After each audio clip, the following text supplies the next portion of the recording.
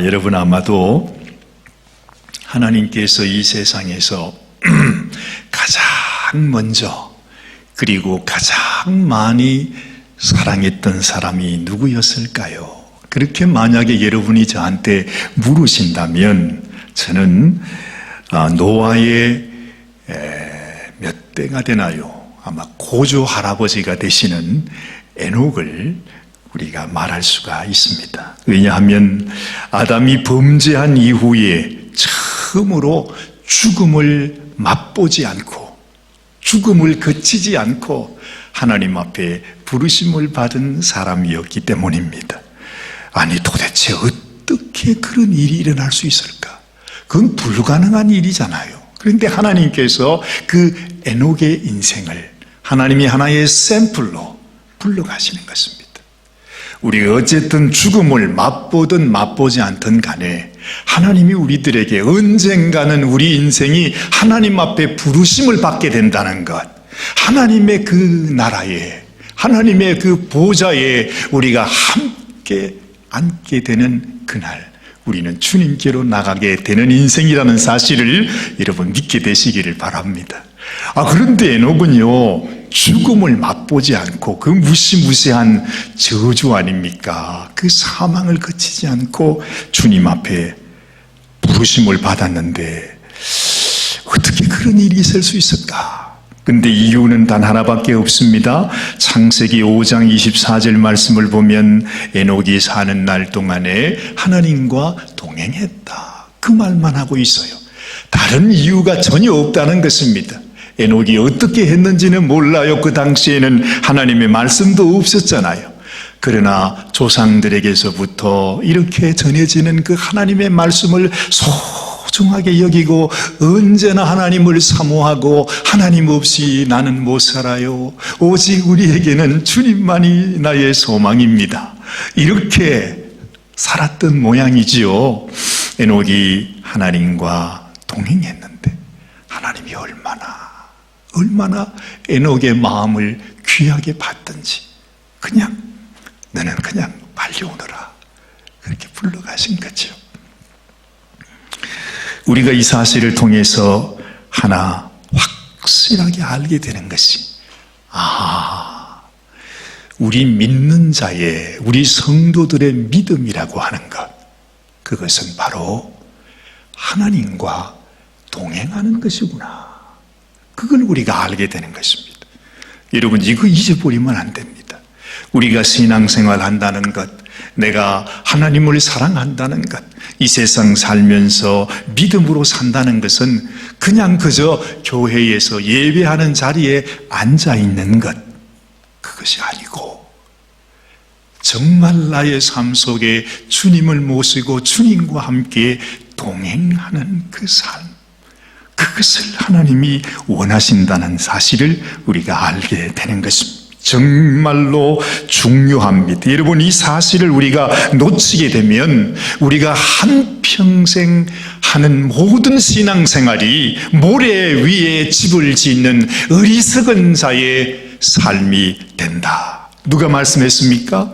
예수님이 말씀했습니다. 그것도 산상수훈의 마지막 결론입니다. 예수님이 우리에게 하신 설교 말씀 중에 가장 중요한 것은 너희가 진실로 하나님의 말씀과 함께 동행하는 삶, 그것이 소중한 것을 말씀하고 있다는 것입니다. 성경의 역사를 살펴보면 옛날에도 마찬가지고 지금에도 마찬가지입니다. 하나님의 백성들에게 하나님의 진노가 임하고 이런 전염병이 임하고 정말 우리의 삶 속에 이런 고난이 닥치게 되는 이유가 바로 우리가 하나님의 택함을 받은 백성이라고, 내가 하나님의 은혜를 받은 백성이라고 알면서 그렇게 말하면서도 정작 하나님과 동행하는 삶을 살지 않는다는 것입니다.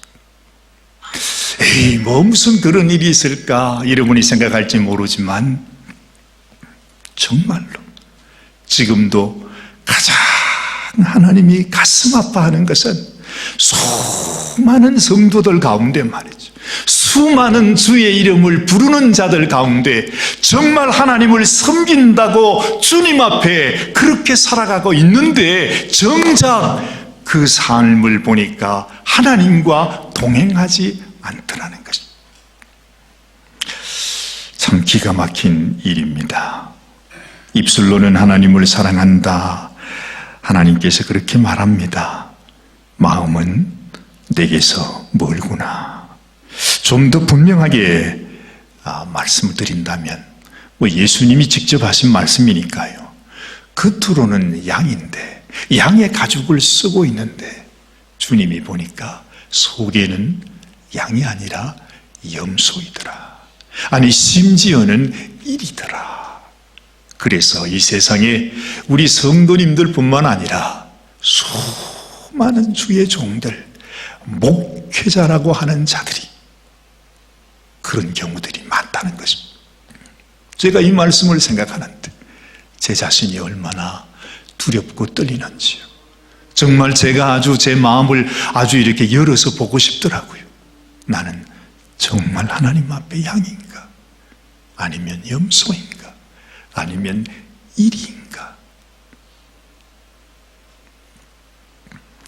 그런데 더 심각한 문제는 이렇게 우리가 인생을 살다가 보니까 우리 자신들도 우리 자신의 모습을 보지 못한다는 거죠. 그게 문제입니다. 하나님이 아무리 말씀을 하고 주의 선지자들이 와서 말씀을 전해도요, 아니 이 세상의 성도들이 그 말씀을 아무리 들어도 그것이 자기 자신에게 하는 말인 것을 깨닫지를 못하는 것입니다. 자기 스스로 그래 나는 양인데 나는 양인데 이건 딴 사람에게 하는 얘기라고 생각하는 것입니다. 얼마나 답답했으면 예수님께서 직접 나더러 주여 주여 하는 자라고 해서 다 천국 오는 것이 아니다. 주님의 이름으로 선지자 노릇하고 주의 이름으로 귀신을 쫓아내고 주님의 이름으로 권능을 행했다고 할지라도 주님은 나는 그들을 모른다 그랬다 이 말이죠. 여러분 무슨 말이냐 하면 하나님과 직접 하나님과 동행하는 삶이 어떤 삶일지를 아는 것이 중요하다는 것입니다. 바로 이런 아픔들이, 이런 슬픈 일들이 하나님을 분노하게 만들었습니다. 하나님이 자신의 아들까지 우리를 위해 내어주시고 생명까지 주었는데 정작 이것을 받아야 될 사람이 나는 아니야. 나는 양인데 딴 사람이 들을 얘기라고 생각하고 있으면 얼마나 답답한 일이겠습니까?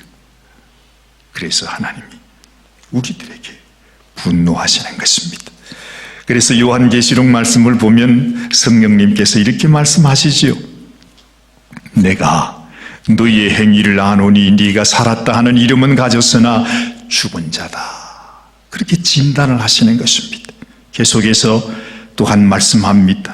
계시록 3장 17절 말씀은 네 공고한 것과 가련한 것과 가난한 것과 눈먼 것과 벌거벗은 것을 알지 못하는 도다. 세상에 아주 가지수도 이렇게 많아요. 우리가요, 우리를 몰라요. 우리가 하나님 앞에 내가 어떤 모습인지를 모른다고 하는 것입니다.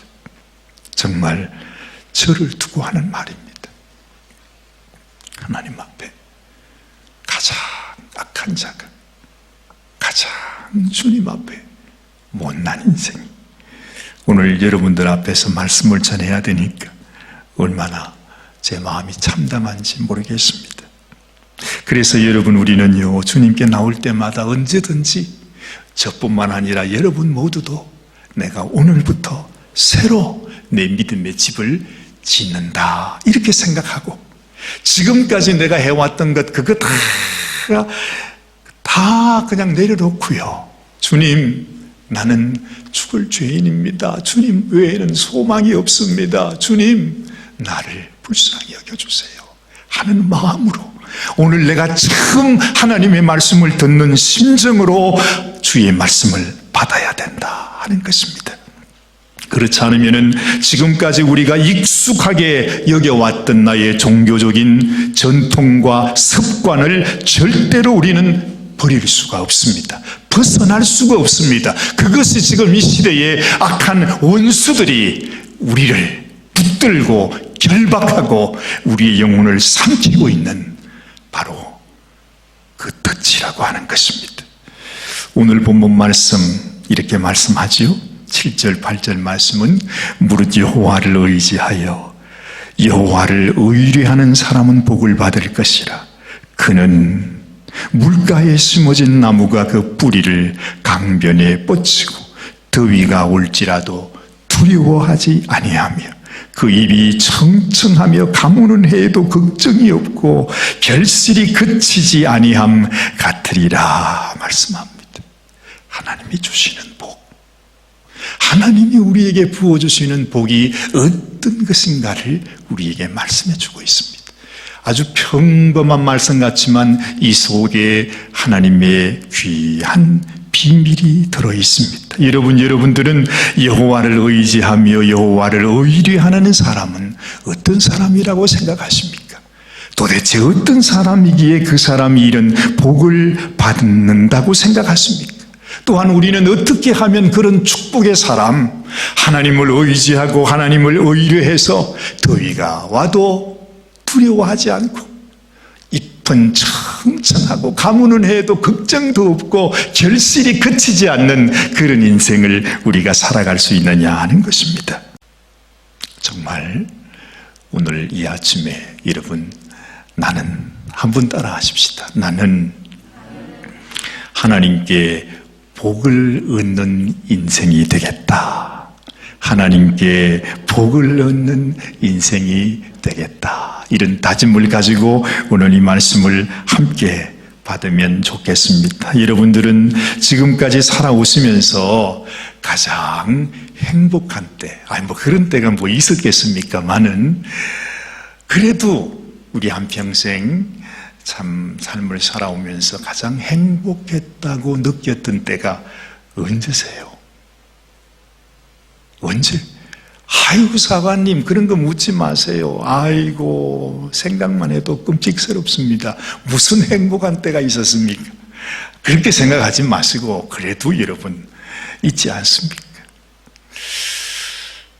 저 같은 경우에는 그래도 험난한 참 고난과 시련의 삶을 살아오지만 그래도 내 마음속에 참 행복했다고 느껴질 때는 사랑하는 사람을 만나서 그 사람과 함께 서로 사랑을 나눌 때, 여러분들이 옛날에 연애하던 시절 그런 때 그렇잖아요. 지나고 그러면 그때가 가장 행복한 때인 것을 우리가 알게 됩니다. 이건 저만의 생각은 아닐 것입니다. 누구나 그때 그 시절보다도 더 행복하고 설레는 때는 없는 것입니다. 그래서 그것이 얼마나 좋은지요. 그때에 비하면 사람들은 이렇게 말하지요. 결혼은 뭐라고 그래요? 결혼은 무덤이다 그럽니다. 아니 세상에 어떻게 결혼이 무덤인가? 그런데 그 연애하던 시절을 생각해 보면 이 결혼은 무덤과 같이 그만큼 그 시절이 좋다 이 말이죠. 결혼이 사랑의 결과라고 한다면 그 결과보다 더 좋은 것은 그것을 이루어가는 과정이라는 것. 그 꿈을 가지고서 사랑하는 사람과 함께 사랑을 나누고 그 사랑을 가꾸어가고 그 꿈을 이루어가는 그 시절이 우리 인생에는 가장 행복한 시절이 된다는 것입니다. 여러분 예를 들어서 아이들을 키우는 것들도 그렇습니다. 물론 아이들이 다들 커가지고서 이제 그냥 다 분가해서 그냥 나가고 나면 얼마나 편하고 좋습니까? 그런데요 누구도 그렇게 말하는 사람이 없더라고요.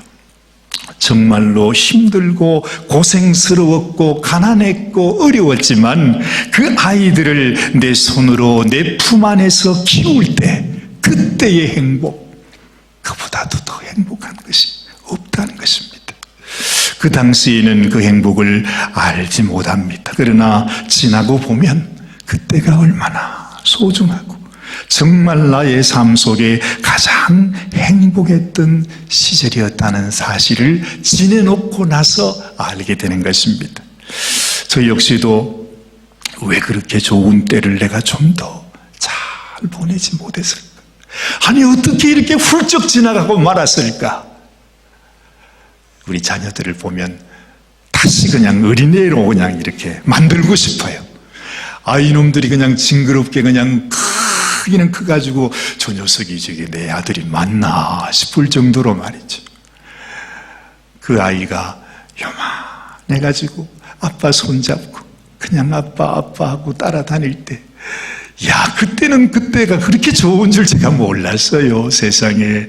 아니, 가시다가 말입니다. 애가 얼마나 우량한지 그 무거운 애를 그냥 낑낑 가지고 한 손에 들고 또 이쪽 손에 또 들고, 아이고, 그때는 막 얼마나 원망하고 불평하고, 에휴, 왜 이렇게 그냥 고생을 하는가, 그럴 때도 있었는데, 세상에 내 인생 중에서 그때보다 행복한 때가 없었다는 것이죠. 그렇게 낙심하며 불평하며 살았던 때가 얼마나 요즘은 후회가 되는지 모릅니다. 그만큼 여러분, 사랑을 가꾸고 만들어가는 과정, 이것은 세상의 그 무엇과도 바꿀 수 없는 아름답고 귀한 것입니다. 우리의 신앙도 마찬가지입니다. 그래서 하나님은 언제나 우리들에게 너는 내 자녀라 말씀하시고, 너는 나의 신부라 말씀하십니다. 왜 그 말을 하는 것이지요? 바로 이것을 얘기하기 위함입니다. 하나님과 나와의 사랑, 우리 주님과 나와의 그 사랑, 주님과 하는 그 연애, 우리 주님이 그것을 원하신다고 하는 것이지요.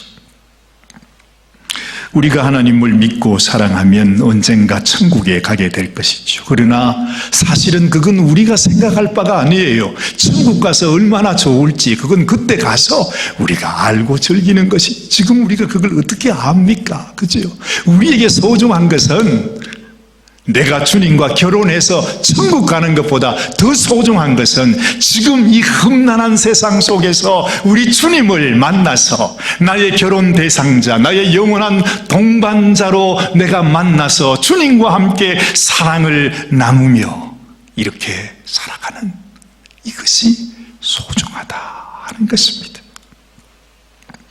그래서 여러분, 예전에 왜 우리 춘향전 뭐 그런 얘기들 많이 듣잖아요. 그거 보면요, 거기에 이 성춘향이가 또 이몽룡 도령이 잘 살아가지고서, 그래서 하여튼 무슨 좋은 대궐 같은 집에서 잘 살았더라, 뭐 그런 얘기에 사람이 관심이 없어요. 그런 얘기 안 나옵니다. 뭐가 나옵니까? 그 변학도의 그 말할 수 없는 시험과 아픔과 유혹과 그 말할 수 없는 환난 속에서 그 도령을 생각하면서 사랑, 그 절개를 지키면서 그 어려움을 겪어왔던 그 얘기가 바로 춘향전 아닙니까?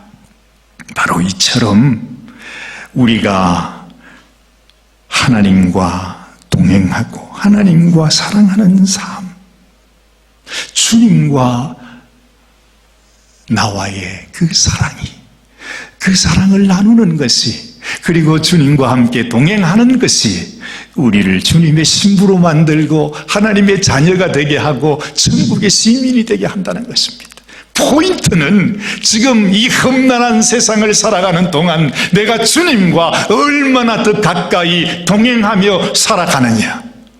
내가 그 삶을 살지 않으면 주님이 나의 신랑이 될 수도 없고 우리가 천국에 갈 수도 없고 하나님의 자녀가 될 수 없다는 것입니다. 중요한 것은 내가 주님과 함께 어떻게 사랑을 나누며 살아가는가, 주님과 얼마나 가까이 동행하며 사는가 하는 것이 소중하다 하는 것입니다.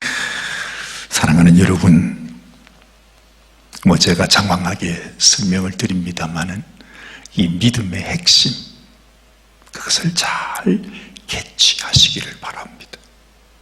내가 예배의 자리에 있어도 내 마음속에 주님과의 그 사랑이 없으면 우리 하는 모든 것들도 아무 의미가 없는 것입니다. 설사 내가 이 예배의 자리에 나오지 못했다 할지라도 내 마음속에 늘 주님과 함께 서로 교제하며 사랑을 나누며 주의 음성을 듣는 것, 이것이 우리의 신앙의 생명이라 하는 것입니다. 그러나 많은 사람들이 저부터도 얼마나 하나님과 교제를 나누는 일에 우리가 부족한지 몰라요. 예수님께서 추수한 곡식들 중에 언젠가 우리가 추수할 때 말이죠, 우리 성도들 가운데도 알곡과 쭉정이를 이렇게 구분한다 그렇습니다. 많은 성도들이 흙껍데기를 잡고 있기 때문입니다. 정말 예수님을 나의 주님으로, 나의 영원한 사랑의 동반자로 모시지 않고 흙껍데기 신앙을 한다는 거예요. 그러니까 마지막 순간에 이게 알곡인지 쭉정인지 예수님께서 구분을 다 서야 된다는 거죠.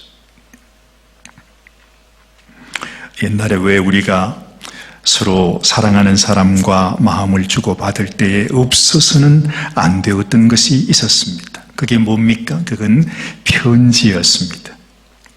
그 사랑의 연애 편지는 지금 생각해도 가슴을 설레이게 합니다. 그러나 요즘은 세상이 변해서 그런 설레임은 다 잃어버리고 맙니다.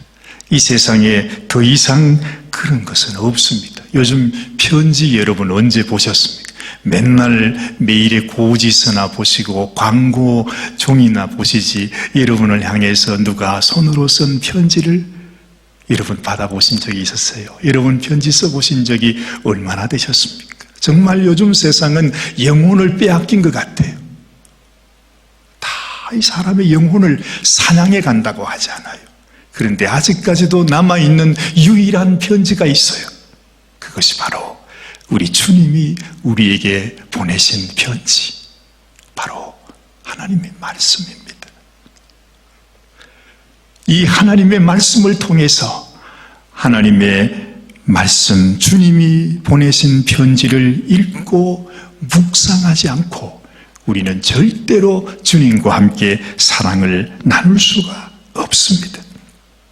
예수님과 교제하려면 언제나 그분이 보낸 편지를 읽어야 합니다. 묵상해야 합니다. 다른 방법은 없습니다. 주님이 주신 편지를 읽으면서 주님의 마음을 알고 주님의 소원을 알고 또한 그분이 내게 주시는 메시지를 내가 발견할 수 있을 때에 우리는 이 세상 속에서도 이 세상을 이기며 살아가게 된다 하는 것이죠. 바로 이 하나님과 깊은 교제가 그 옛날 에녹의 행복이었고 수많은 하나님의 사람들의 행복이었습니다. 또한 지금 이 시대에도 우리가 진실로 하나님이 부어주시는 복을 받을 수 있는 비결이 되는 것입니다. 성경은 우리들에게 이렇게 말씀합니다. 이 말씀을 통한 하나님과의 교제, 하나님과의 사랑을 나누는 것이 하나님을 의지하는 것이다. 하나님을 의뢰하는 삶이라고 말씀하는 것입니다. 그것을 통해서 우리가 하나님의 자녀가 되고 천국의 시민이 되어지는다는 사실, 이걸 우리가 분명히 알아야 됩니다. 이걸 놓치면 여러분 우리가 주님을 잃어버리는 것입니다. 아, 그렇구나. 주님이 내게 주신 그 말씀을 내가 날마다 그 말씀을 받고 묵상하면서 도대체 이 말씀을 왜 내게 주었을까? 아니 나의 남군이 나에게 왜 이 메시지를 전했을까? 하는 마음으로 내가 그 말씀대로 살아가기 원합니다 하는 마음, 이것이 우리의 믿음의 생명입니다. 그리고 이것은 하나님을 사랑하고 예수님을 사랑하는 사람만이 할 수 있는 것입니다. 그래서 여러분들이 교회에 나오시는가, 그것을 보고 주님이 구분하지 않으시고 여러분의 심령에 내가 주었던 나의 편지가 여러분의 심령 속에 어우러져 있는가, 그것을 보고 알곡인지 쭉정인지를 하나님께서 구별하신다, 그렇게 말씀하는 것입니다. 하나님과 연애하지 않으면서 결혼을 기대할 수는 없습니다.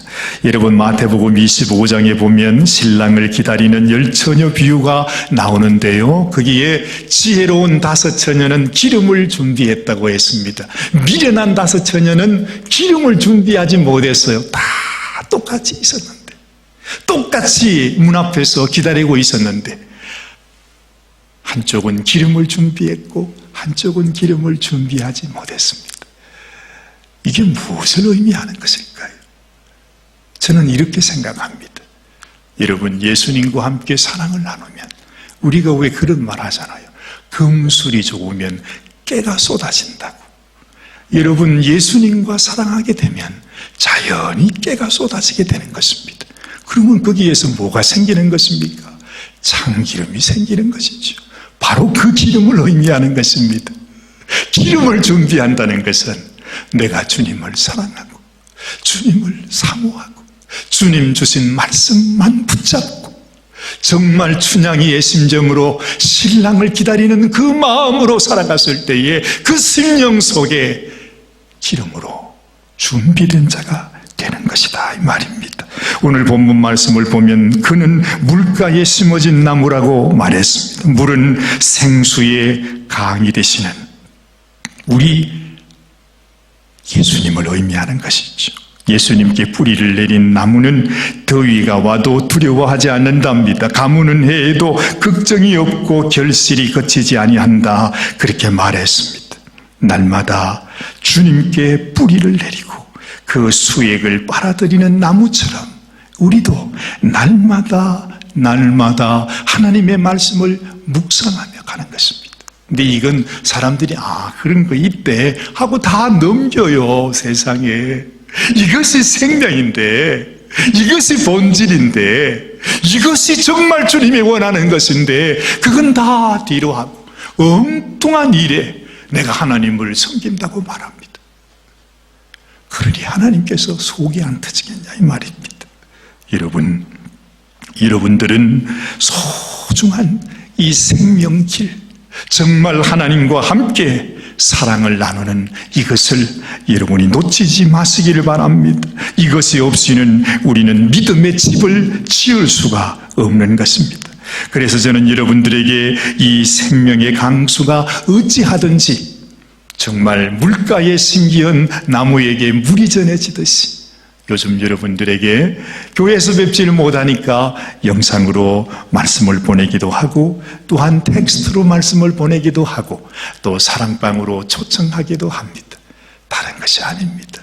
어찌하든지 이 마지막 때, 환난의 때에 우리가 말씀 앞으로 더 가까이 무슨 깊고 심오한 것이 거기 있는 게 아니에요.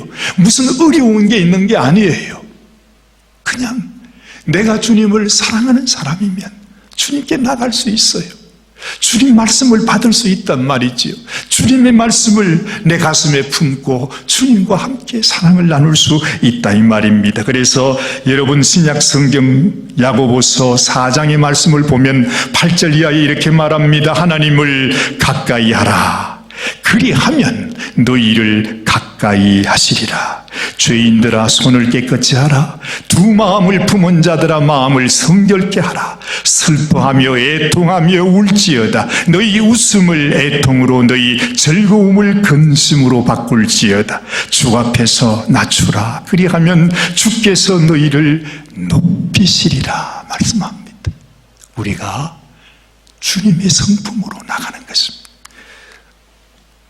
한평생 같이 마주보며 살면 서로 닮잖아요.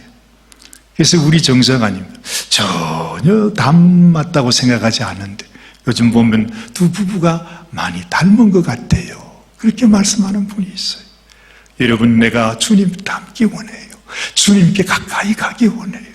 주의 말씀을 묵상하기 원해요. 주님이 원하는 그곳, 주님이 향하는 그곳, 주님의 눈길이 머무는 그곳에 나의 눈길도 나의 마음도 나의 발걸음도 그곳에 함께 있기를 원한다는 그 마음으로 주님 앞으로 나아가서 진실로 주님의 낮아짐처럼 나도 낮아지기 원합니다. 내가 주님께로 더 가까이 나가기 원합니다. 참으로 내 마음속에 있는 이 두 마음을 오직 주님 앞에만 올려드리는 한 마음이 되기를 원합니다 하고 애통하며 주님 앞에 나가게 될 때에 하나님께서 너희를 높여주신다고 말씀하시는 것입니다.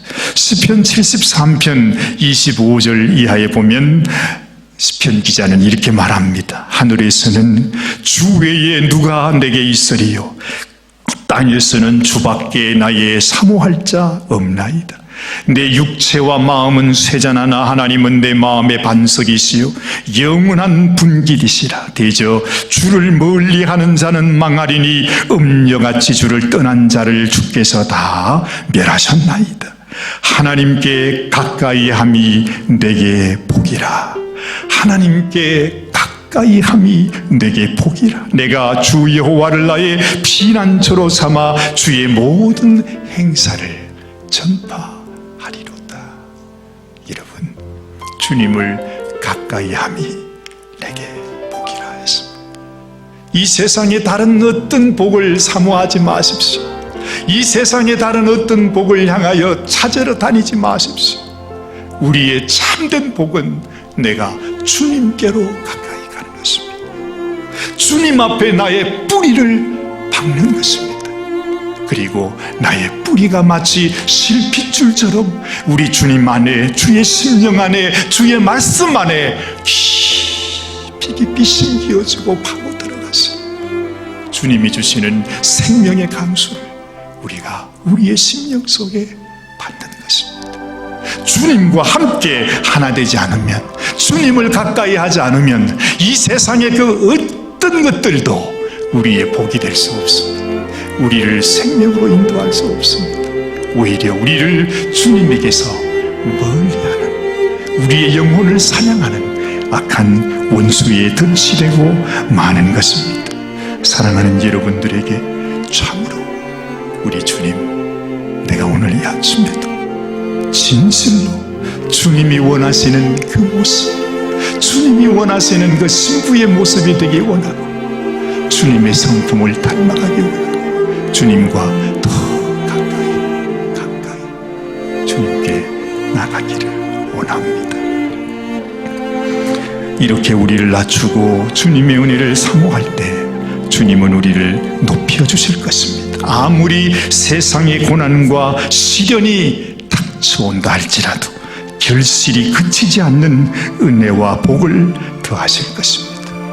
사랑하는 여러분, 여러분들에게 이런 은혜, 이런 축복이 참으로 우리 모두의 은혜가 되기를 바랍니다. 너희가 내 안에 거하고 내 말이 너희 안에 거하면 무엇이든지 원하는 대로 구하라. 그러면 이루리라. 무언가 심상치 않은 것이 주님의 말씀 속에 들어있는 것 같지 않습니까? 문제는 하나님의 말씀 내 안에 거하고 내가 그 말씀 안에, 내가 그 주님 안에 거하는 것, 이것이 우리의 복인 줄 믿습니다. 기도하십시다. 하나님 아버지, 그렇습니다.